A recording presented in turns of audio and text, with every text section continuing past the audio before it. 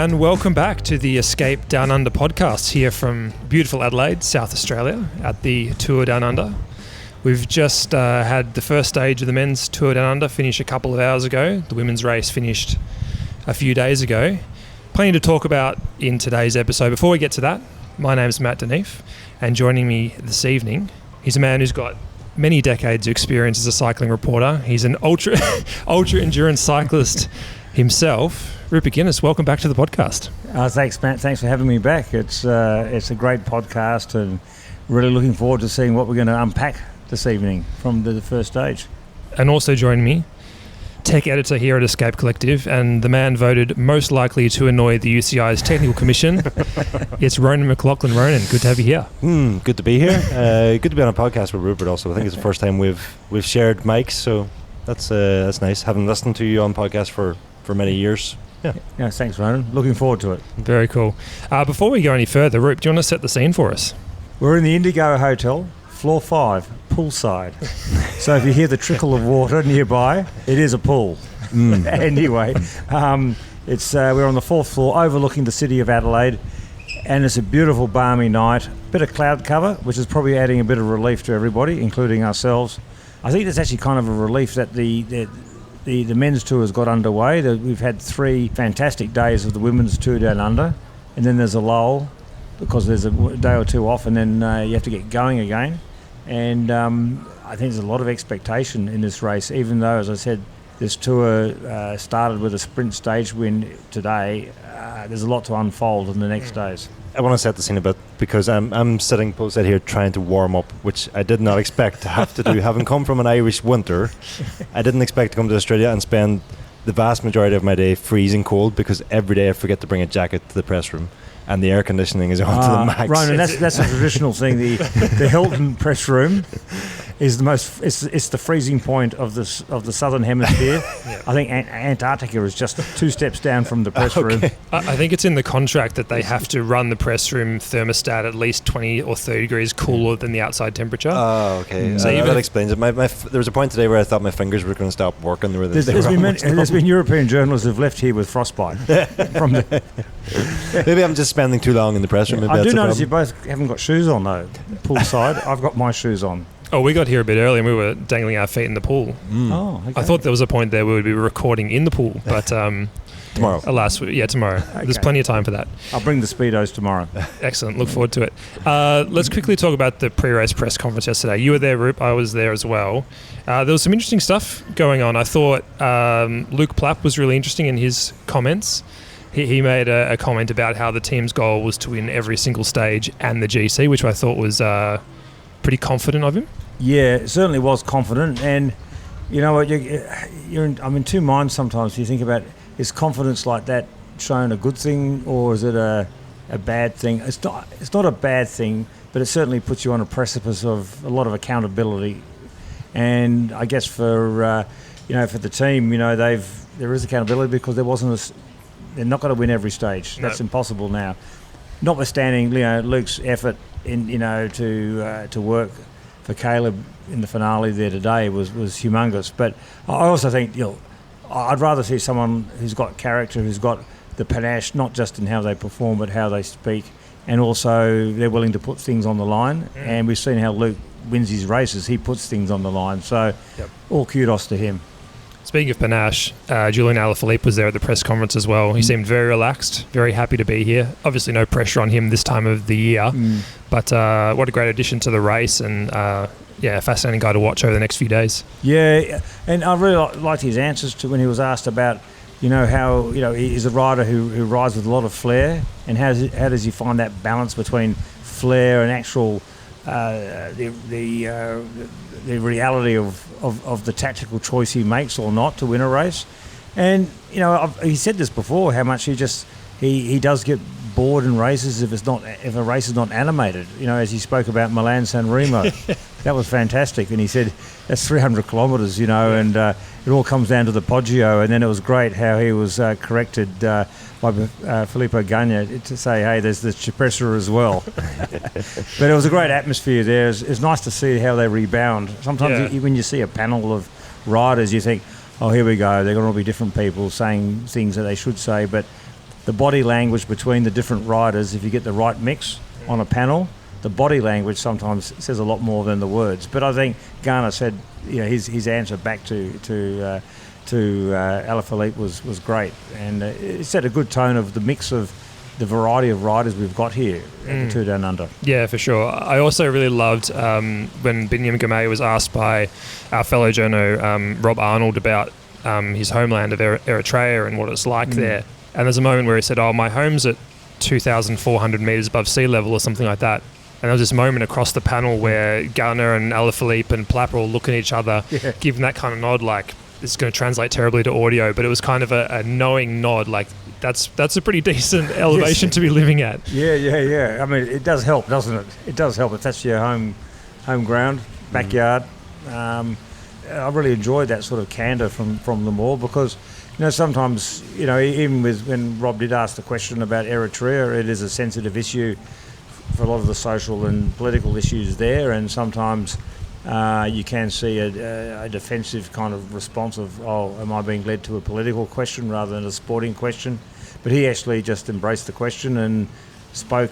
He provided the sort of answers that Rob was looking for from that, and I think that really added a lot of value, and it also added personality to him. Definitely, yep. And I think that's really important in this day and age. We tend to lose the personality of athletes in other sports, and it's great to see, like those guys yesterday, showing a bit about themselves, also about the seriousness of their race. But they also didn't just speak blarney about saying, I'm here to try and do my best and yada, yada, yada. Day by day. We all learn a See how little the bit about legs each are. rider with a view to the future of the season as well. It's Julian, like I know him. It's Yeah, Alaphilippe. it's your man's second appearance here, isn't it? He was here 10 years ago, I think. 10 years ago in his first season, I believe. It might have been his first pro stage race. I think I could have that right.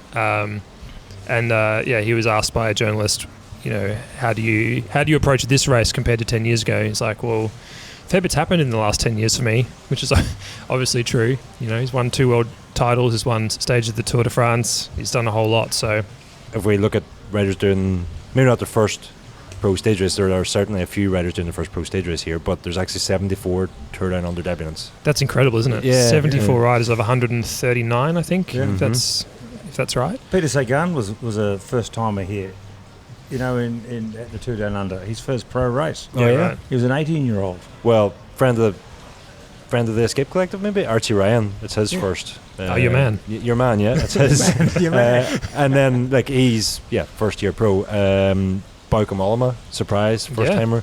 And then the other one that stood out to me was Isaac Del Toro from UAE, and more so because I seen it at the start village this morning. Antonio Morgado from UAE, a young Portuguese rider, I think he's 19. He is so new to the pro ranks. They were explaining to him how the race radio works in the start village this morning. Interesting. And giving him tips on how to use race radio. Hold the button, wait a second or two, then say as few words as possible. Don't say, I've got a front wheel puncture. Just say puncture or spike, or keep it simple. I saw that, Ronan, just before we started the podcast. I saw that and I thought, is that for real? Yes. That's fair dinkum. I think he had said then he had used it once or twice before, but he definitely needed some guidance on how they work. Yeah, that's fantastic. Let's talk a bit about the heat.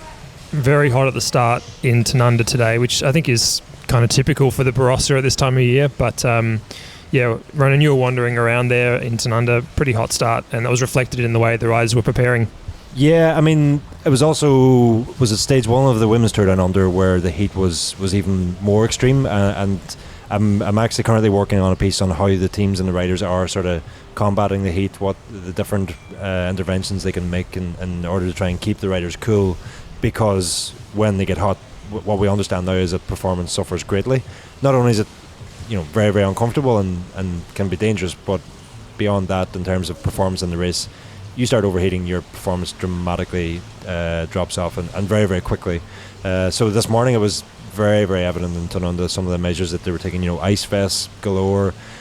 Seen Luke Plapp sitting with his hands just in a bucket of ice water for a considerable length of time. All the riders sort of, putting ice packs down their back, all the stuff you usually see. But there was very, very few riders who weren't taking some sort of measures. They don't have their buses here, so they're all sort of huddled inside the little vans that the race organisers provide them with. Presumably the air conditioning was onto the max in there. And then even right down to like the EF team had draped wheel bags over the handlebars of the bikes to try and keep, you're not going to chill the handlebars, but to stop them from overheating or sort of getting too hot in the strong sunshine. And your hands is one of actually the key places for that. If you put your hands on hot handlebars, it would probably have some sort of effect on the rest of your body. So they actually had wheel bags draped over the handlebars to try and keep them cool. Just wondering, would it help if I'm trying to be an innovator here. I could sound like a fool. What would happen if you put your shoes in the fridge before? With ice in there, and then I'm sure that would help, but what I didn't see that done today, and what I also didn't see today, which I know Ghana did for the hour record, was keep his helmet in a freezer and cool the helmet before they start. Not so far off the mark. No, it's something that's I mean, you lose some crazy percentage of your body heat through your head. Yep. So it probably works even better on the head. I'll ask the question if it's done with shoes as well. I've never seen it, but I suppose it makes sense. Could be onto something there, Rupert. Yeah. Could be a business opportunity in there somewhere. Yeah, I was just thinking, with the ultra riding, obviously you're trying to find ways to cool your body down, and we tried the vest. We did use vests in Race Across America, and but also simple methods of putting ice around your wrist in the sleeves you wore or at the top, and so you're always trying to think of extra areas.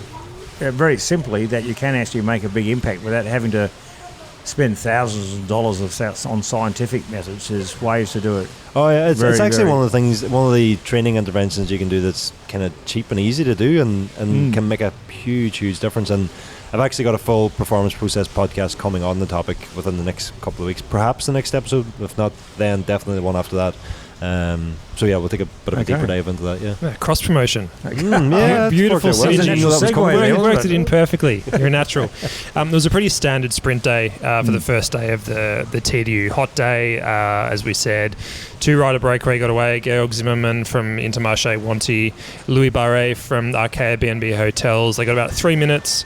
They were never really a chance of winning the stage, to be perfectly honest. They got caught with about 58 kilometres to go, and then there was just a real stalemate out there. It looked like they were rolling around at about 30 kilometres an hour for the next, I'd say, 40 kilometres or something like that. Pretty understandable given the heat. And then the pace really ramped up in the last 10-15 Ks or something like that. And we saw Jaco Alula come to the front with Luke Plapp on the front with about 5 Ks to go. And they really showed considerable intent, I thought, Jaco, which we talked about before. They obviously want to win every stage, but they really took up the race, didn't they, Rup? Yeah. I was wondering, with benefit of hindsight, it was admirable, firstly, how they did assume the responsibility, and Luke was on the front there. Luke Plapp was on the front there, backing up what he said the day before. It was probably a bit too early that they all took control like that, and it was interestingly, and I know, Matt, you wrote about that in your wrap-up piece for the Escape Collective, of how Boro Hansgrohe turned the tables. They did all the work and the criterium, different type of race, but still you're talking about who's assuming control of the race before the finale in a sprint. And, obviously Boro Hansgrohe had learned a bit from that.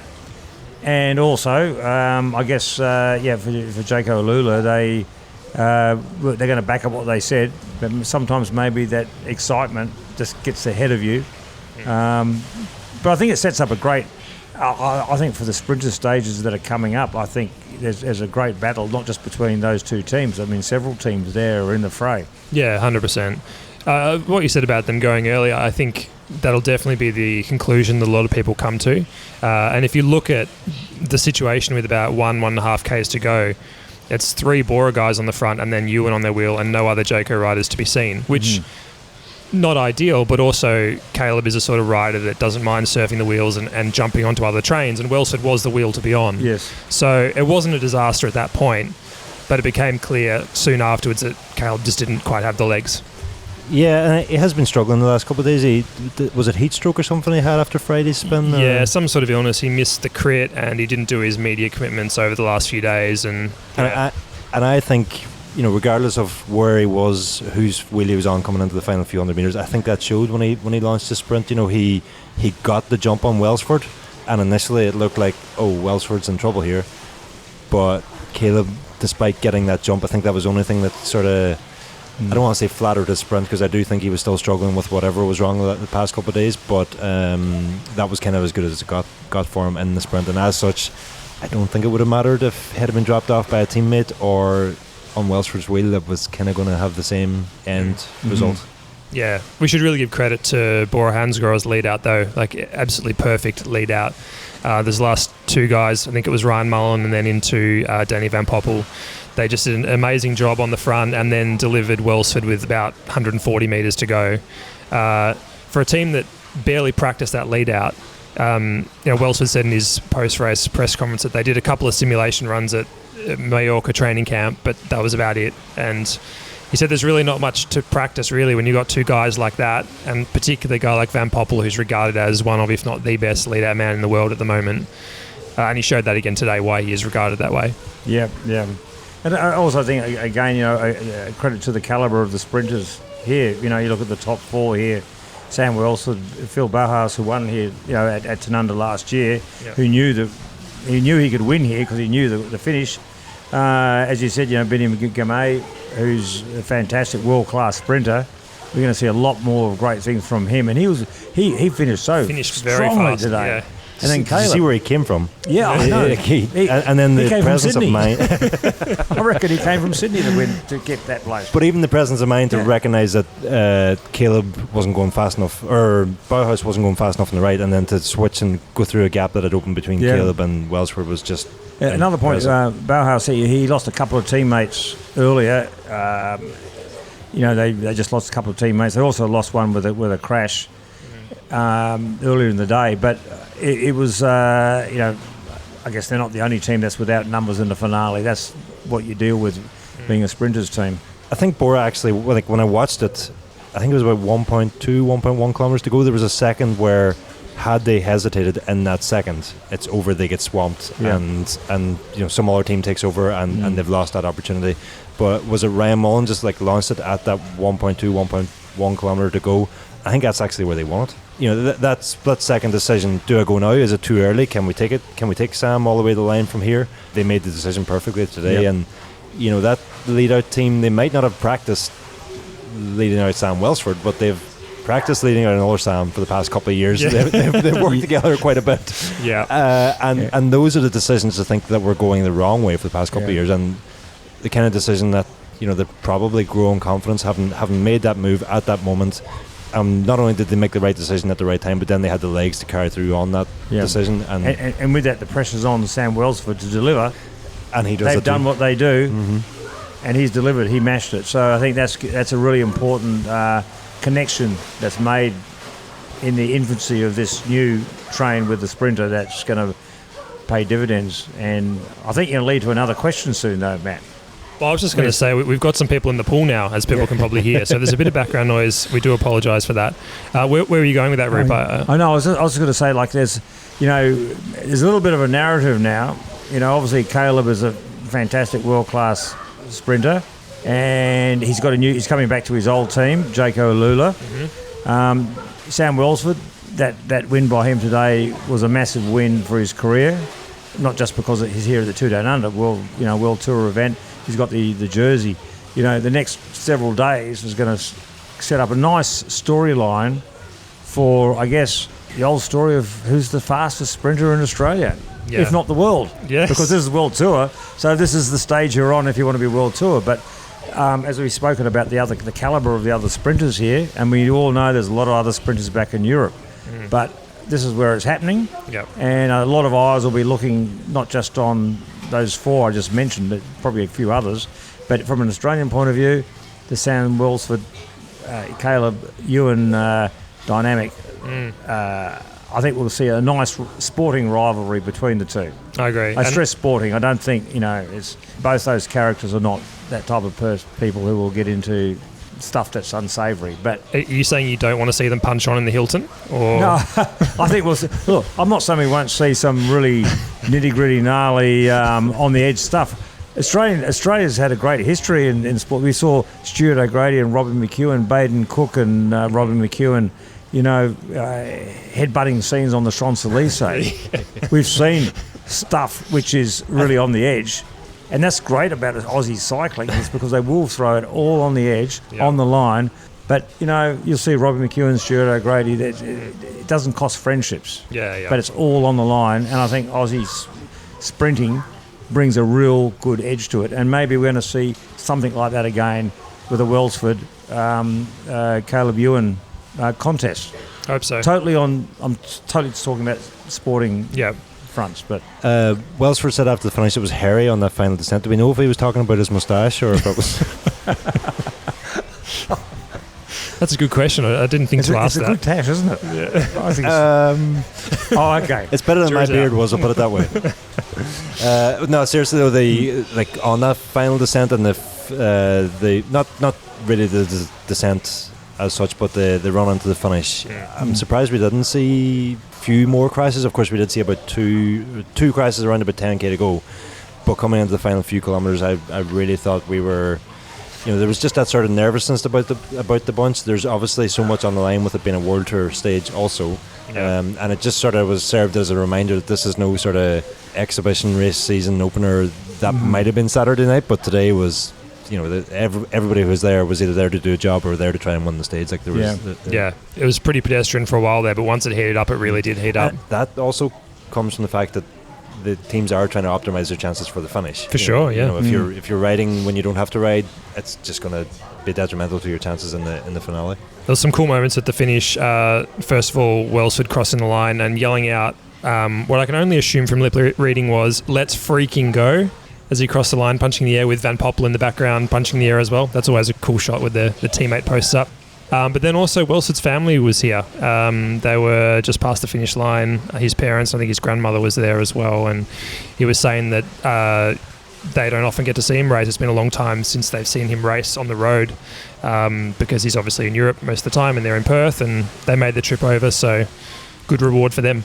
Yeah, it's fantastic, and that's another semblance of what, for the Aussie riders who are riding here is, a lot of the general public may just see Aussie riders riding here, but they're not here in Australia that often, and it's usually for a very short and specific period of time. There's a lot of Aussie riders who can't be here because their programs mean they have to stay in Europe training. Ben O'Connor being one example. Yeah, exactly. And so when they come back here, they have a limited period of time, and it's usually with a racing goal in mind, such as Tour Down Under or the Cadell Evans Great Ocean Road Race. So their time with family and friends is limited. So when the family and friends can come here, it is actually a special moment. Yeah. It really is. Yeah, 100%. Shouldn't underestimate that. And then from that, that's where the seeds of support and passion comes for the rest of the year.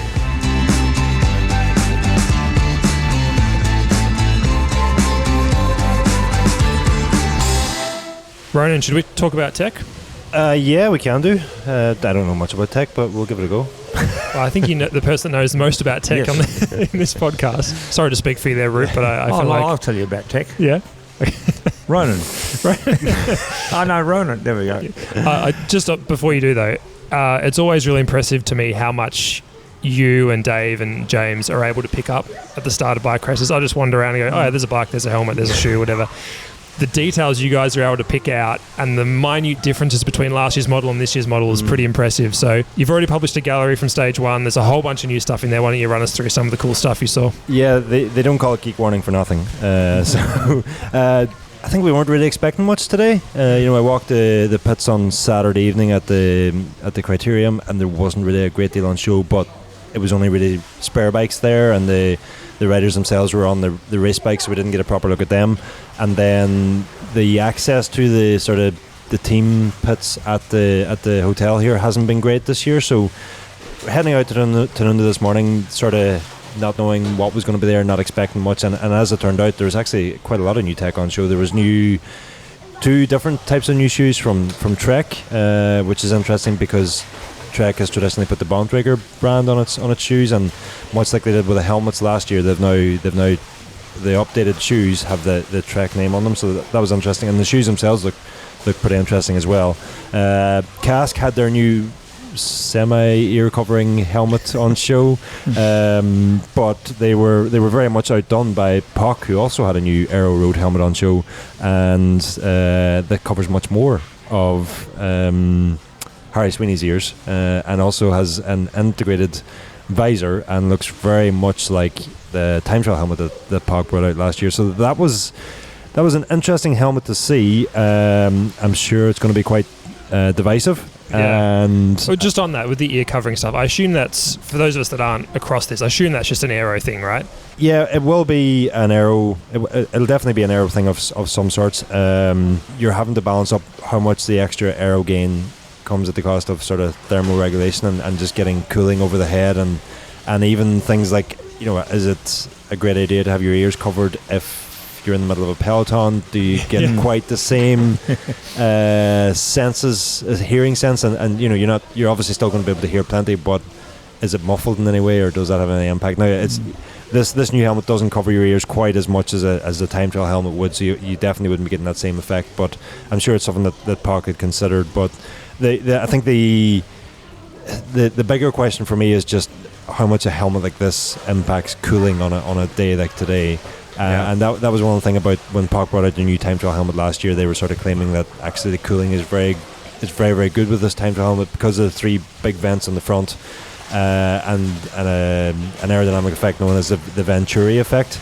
The idea being that those 3 big vents actually reduce pressure on the front of the helmet, which helps with drag, and then the fact that the airflow through that channel and the helmet and the inside of the helmet is sort of speeding up the air, that it could actually help with cooling, and not only that, but also help with aerodynamics on the rider's back and around their shoulders. So, I mean, that's what I'm fully expecting POC to sort of claim with this new helmet, and probably Cask also.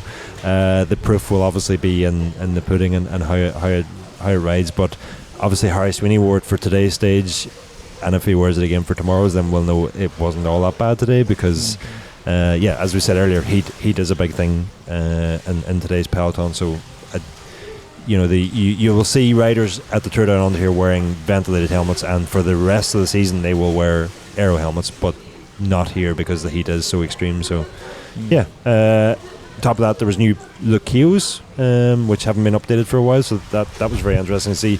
Very, very similar, but also quite different looking to the existing Kios. Much wider looking platform there, and then just all the little bits and pieces that I've seen sort of roaming the paddock this morning, and there's a full gallery up on the website now.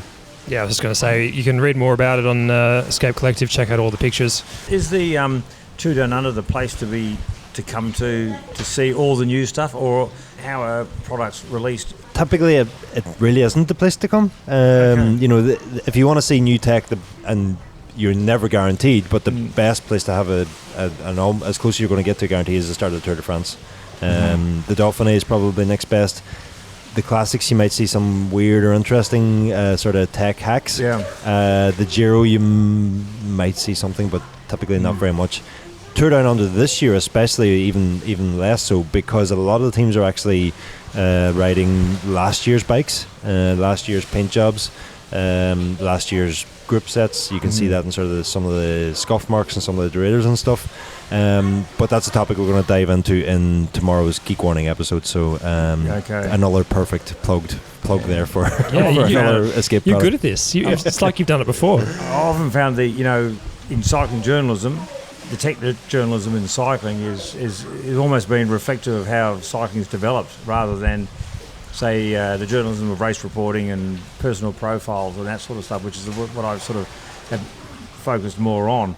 But to keep up to speed with the changes in technology is a lot harder than keeping up to speed with the changes in, I'd say people. But technology changes and shifts, and there's accountability for performance and costs, and it's another dynamic, and massive respect for the journalists who actually focus on technology. Well, thank you. On behalf of all the tech editors around all the websites, thank you. I would argue that if you're interested and passionate about that sort of aspect of the sport, it's just sort of natural sort of inclination towards that. You're going to be looking for these different things. Well, interesting. Some advice for people who want to get into tech journalism, cycling. You know, it's a specialty. Just like everything's a specialty in journalism. And you know, what would be the first advice you would give to someone? We were actually just talking about this in the car earlier today, and actually, when I think back now, I would say James Wong, who's now a colleague of mine, probably influenced me quite a bit without me realising it. Yeah. Years ago, he would have been writing the same sorts of galleries as I'm doing now, and I would have been pouring through them and looking for all the details. And you know, he would have always been providing, you know, some of the most detailed galleries that would have been probably the most detailed then, but you know, and considering how few there would have been back then, you know, it just shows you how sort of far ahead of his time he was. And I think that, you know, that, and if I go back a bit further again, I probably have a collection of a couple of thousand magazines of every issue of Cycling Weekly and Pro Cycling and Cycling Plus and everything, going from when I got into cycling as a 16-year-old probably right through until maybe 25 years of age. I probably didn't miss a single magazine, just reading everything, and you know, again, just being interested in tech. I wanted to know everything. So do you walk around the paddock and go, right, I'm going to look at that Kia pedal and work out whether that's a new one, or do you just look at it and go, and you just know that it's new? Like, is it a conscious effort, or is it more like you just spot it because you're so familiar with everything? I would say my greatest fear is not spotting something. That sort of helps in that I'll go by every team multiple times and just, you know, have a look at what they're running, what their bikes are looking like, have a look through each bike. It's sort of an unconscious thing that you look at. You know, if that had been last year's look pedals, I'd have looked at that and wouldn't even thought twice about them, because I would have known that's, you know, subconsciously that's just the same. Whereas you look at today's and you go, that's wider, that's different, that's new. Yeah. So obviously things like the POC helmet are very, very obvious. A pink helmet with an integrated visor and the ear covers. Not many of those, yeah. I think most people would have spotted that one today. Was there anything else from today that you spotted out there, Rup, that you think is worth sharing? Oh, I wrote a story about it. It's just, I'm always interested in the Australian team. Yeah. That comes out each year. And it's come out in different iterations, whether it's Uni SA or this year Australian national team or different names, but there's always young riders, but there's always one or two older riders. And I know they do animate the race because that's their opportunity to get out there and do stuff. Yep. And it's always a nice sort of narrative to follow over a week. And occasionally that team gets some success. Remember, you know, Paddy Yonker, he was the old guy on the Uni SA team in 2004. I can't help you there. It was the first Down Under I watched, so it probably was 2004. Yeah. I'm sure he'll be on to me tomorrow to say I did. But anyway, when he won the Tour Down Under, you know, he was, you know, that was a great result. It was also, you know, it gave those riders on that team the experience of being on a winning team, having defended jersey. For sure. You know, and I just like to see how that always unfolds, and that's why, you know, today I spoke to Matt Wilson and Damien Howson, who's now the old guy on the team. Yep. I say old in experience. Sorry, Damien, experienced. And Damien is a big listener of this podcast. He's got the pepper hair though, you know, but the salt and pepper hair. But he's the experienced guy. But he was telling me how in his first two Down Under in 2013, he was on the Uni SA team. Yeah. And he was inspired by Zach Dempster, who was the experienced person there, and how the circle turns. And now for Damien, this is a chance for him to, as he said in his own words, to put back into the experience of young guys coming through. And, you know, that team's, you know, got Michael Storer on there too, another World Tour experienced rider. You know, as Matt Wilson said, we have to be realistic. But they have the calibre to be able to impact the race. Yep. And who knows? Opportunity knocks, and you never know. Pat Yonker, he had a win there, which he was 20, because I remember he posted it the other day, 20 years ago. Yeah. A win that he's obviously very proud of, as he should be, and it's a part of us. He wore the Australian jersey. Yeah, and there's been a few. I think I might be right in saying that Will Clark won a stage racing for the national team. Yeah. Yes. And Steele von Hoff won a stage racing for the national team. Exactly. And Jack Bobridge won a stage racing for the national team. There we go. So all of them more experienced guys, although Will Clark was younger at that time. But yeah, definitely opportunities there. Michael Rogers won this tour as riding for the AIS team, but he was a young rider coming up. But that was a fabulous story where he, where I've forgotten the name of the hill now, where he had a mechanical issue. He was in the Mapai development team at the time, and then he had a bike mechanical at the top of was it Mengler's Hill or? That sounds familiar, yeah, because I went up Mengler's Hill today. Yeah, and then and out of the blue, at that particular point, Stuart O'Grady attacked near the top of the hill, and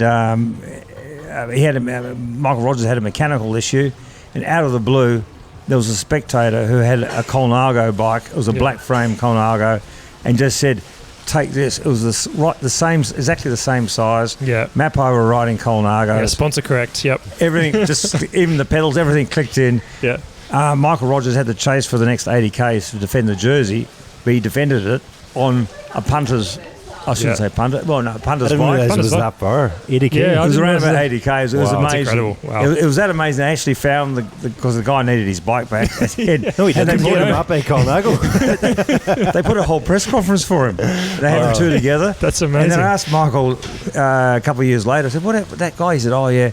No, he got like a truckload of Mapai kit, everything. But it was such a beautiful, romantic story, cycling romantic story that really epitomised to me, that connect between the punter and... Oh, yeah. But how Michael just instinctively took the bike. Yeah. And it was just clicked in. It was a fabulous story. And he was riding for the AIS team then. Yeah. And again, he wasn't a senior rider then, but he won the tour because I think there's probably UCI regulations now that don't allow you to take punters' bikes and... Yeah, I was going to say. Yeah. Yeah, and he's probably involved in that, given he's part of the UCI. Yeah, the UCI party papers will just pour on that now, but it was a fabulous story. I think you can't take a spare bike must come from a following car or something like that, but I think that rule could have been in place at the time. Was just... You're right. Yeah. Thank goodness that rule. There's no rule in place at that time because or that they overlooked it. It was a great, it would have been very harsh to impact. Yeah. When Richie Port in the Giro got pinged Simon 2.5 Clark's minutes bike, when Simon Clark did a natural sporting thing, and the Giro organisers... It was collusion between teams. Well, firstly, they tweeted it, said, "Oh, fabulous sporting gesture between two Australians," and then the UCI went, "Oh, actually that's illegal. Can't do that." Oh, actually, he got a 2.5 minute penalty. Yeah. Ruining his Giro. Anyway, we're digressing now. Sportsmanship. Yes. There was a good moment, actually, speaking of sportsmanship, there was a good moment in the break today where Barre and Zimmerman had been kind of attacking each other, and it looked like there's a bit of argy-bargy out there. But then when it came to one of them had a bid and the other one needed a tipper bottle to cool down, they kind of shared a bottle, and it was just a nice little sportsmanship moment. You like to see that. Collusion? Yeah. I think we should send that through the UCI, get them to check that. Quick. Is there a photo there? Now you're thinking about the old famous photo of Gino Bartali of Fasto Coppi, where they exchanged the water bottle. Oh, yeah. But no one knows, or no one wants to know, who offered it and who took it. Right. And their rivalry was etched in stone. And the myth is, you find if you you look at the photo and try and figure out who offered it and who took it. So maybe it's a one of those situation. little moments for Two Down Under. There you go. Get the photo, look at it, analyse it, look at the body language. Probably won't go down in history, the photo from today's day. Being caught at 58k to go. Okay. Nice moment, but... All right, let's talk about what's coming up. Stage 2 tomorrow, Norwood to Lobethal, 3 laps of a finishing circuit, including 3 times up the Fox Creek climb, which is a pinchy little ascent actually. It's 1.5 k's, about 9%, 18% maximum gradient, so quite steep. 3,000 metres of climbing for the day, which is a fair bit for a 140 kilometre stage. But the last of those climbs comes 8.5 kilometres from the finish. Last time the race was here, it was the Santos Festival of Cycling, when the race was demoted as a result of the COVID years. And Luke Plapp actually won the stage, so he went away on that particular climb and finished at the same spot solo. It's going to be very interesting tomorrow to see whether we get a solo winner, whether we get a small group, whether it's a bunch sprint there. Welsford thinks it could probably be too hard for the sprinters, but it's going to be a fascinating one. Yeah, it was interesting that because you mentioned Luke Plapp. I've forgotten about that stage that he'd won, because I was thinking tomorrow is a good stage for him. With he's obviously on good form. It could be a matter of who will go with him and stuff. I think I was having a little chat with Jack Haig, which I know you've had. Anyway, more to come on that. More to come on that. But about tomorrow's stage, he did say like a stage like tomorrow is a stage where obviously he wouldn't try and go on his own, but he'd be willing to follow who does go towards that period, and hopefully there can be a limited bunch sprint, someone like Bajas to still have the strength to still be there, and it comes together and and he's obviously on good form. So if he's got that support, maybe, that could help or make an impact. Well, if you're a Tour Down Under rider and you're listening to this, Jack Haig is looking for someone to ride with tomorrow. One rider does really suit in terms of the steepness and the distance to the finish is Julian Alaphilippe. Now, who knows what sort of form he's in? It's so early in the year for him. But on his day, this is the sort of thing where he would attack at the top, get a gap, and solo to the finish. So that'd be great for the race if it happens, but who knows? Reading the body language, I think he's here preparing for goals later in the season. I would say that's probably likely. I think. He's very relaxed. Yeah. Very joyous. Actually, talking to Jack Haig just outside the hotel yesterday, so he wasn't having the right laugh. And then even today, he just didn't. He seemed very relaxed ahead of today's stage. I mean, you're going to be relaxed if you're twice world champion. And that's right. First race of the season, you're probably not going to be all that stressed, but yeah. He also said in the press conference that the women's team, AG Insurance Soudal, also won the Tour overall, so the pressure's off them. He joked. Right, so, I mean, what I hope for is that even if he's not in great form, he still has a go there because that's the point I was going to make. And even someone like Jack Haig, but they can actually have fun. Yeah. So one thing I did say to Jack today, so really in the next days, you can actually have fun. You don't have to worry about whatever you do works or not. It's at the very least, it's just a training effort. Yep. What did he say to that? Racing. No, he did say, yeah, it's fun. He said, I'm actually feeling really relaxed right now. It's great to be back in Australia, and I love racing here. So he said, while he's got focus on bigger races ahead in the season, I am back in Australia. I'm in a good mood, and there's no pressure. Yeah. But I also think, again, with Alaphilippe, there's no pressure on him. So if he does something, it doesn't work. It's not what's wrong with Alaphilippe. The pressure's more on people like Caleb Ewan and the sprinters who are not performing or who are. You know what I mean? The pressure's more on those type of riders than the Alaphilippes and Jack Haigs of the peloton. Yeah, I think the riders and the team with the most pressure on them, it's Jake Alula, really. It's their home race. They make such a big deal about doing well here. The women's team had a tough race, and after dominating at Nationals, they really wanted to do well here, and they just didn't in the women's, and they didn't get the result today. So I think, the pressure will be on them. And look, we'll come to the end of the week, and they've probably won 3 stages in the overall with Simon Yates, and it won't matter. But right now, they'll be looking for a good result. And 3 stages in the overall would be fine, yes. But if they walk away with 1 stage win, that's them when I think Luke Plapp's comments are a bit of an issue, because if he went into the race talking about winning every stage and then they come away with 1 stage, it's kind of hard to sell that to us in the press as a success. Because the natural question is, so Luke, the team got 1 stage win in the overall, but you did say you're on 6. 6. Yeah. So I have a theory. But I think Luke will come up with a good answer for that anyway. I actually have a theory about that. I think that he was saying that every day we're going to go and try and win the stage, and that we want to try and win the race overall, rather than we're going to win all of it. He's saying we're going to try and win every stage. And that's less exciting as a quote, less exciting for us as journalists to talk about, and less exciting for us to hold him to account for that later on. Yeah. But I think that's probably what he was saying. At least he's being him. Yeah. I'd much rather someone be him. 100%. And certainly he doesn't... The last thing I'd ever want to intimate that he should be crucified for. Yeah, absolutely. Perhaps a better way to say it would have been, we have a team capable of challenging for every stage. Which is, and that's probably what we'll be saying 3 or 4 years from now. You got to remember this guy's still 22, 23? 23, yeah. That would have become a quote buried down the bottom somewhere, not in the midway, maybe 3rd or 4th paragraph. Yeah, for sure. So he gave a headline, he promoted the team, and he rode to what he rode well. Put on the line. It didn't work, but this is a guy's won 3 national championships on the trot. So I'm happy to cut him some slack on that one. Definitely. Definitely. Stage 3, there's some early climbing. There's 2,200 metres of climbing for that day. Tea Tree Gully to Campbelltown. It's likely to be a sprint stage, much more than stage 2 will be. But it does end with the infamous Gorge Road descent, which, Rupert, you can tell us about that one, but that's a real mainstay of the TDU, isn't it? Yeah, it is. Yeah, and we mentioned Jack Haig before, because I remember when he was a neo-pro doing this race, he said he came up with a quote where he said, "I'm coming down there and I think there's a turn there somewhere," and he said, if you go off your bike there, it's like being in your underpants falling out of a car. I remember thinking, why would you be in your car in your underpants? But anyway, he gave a nice description of what it would be like. It hurt. But anyway, but Gorge Road is it'll be fast and furious, and the shots will be absolutely fantastic on TV. Just a glorious, fast bike racing with a beautiful peloton, anyway, so... It's a descent I'd much rather be doing solo or watching on TV than being in the bunch. The number of riders that after that Gorge Road descent each year say that was no good, Not that it's a dangerous inclusion necessarily, but more that it is hectic, particularly when you're coming into a sprint finish there. Yeah.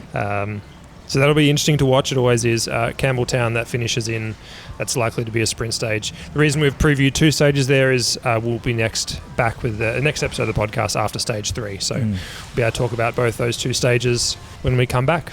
Was there anything else from you guys that you want to add before we wrap this up?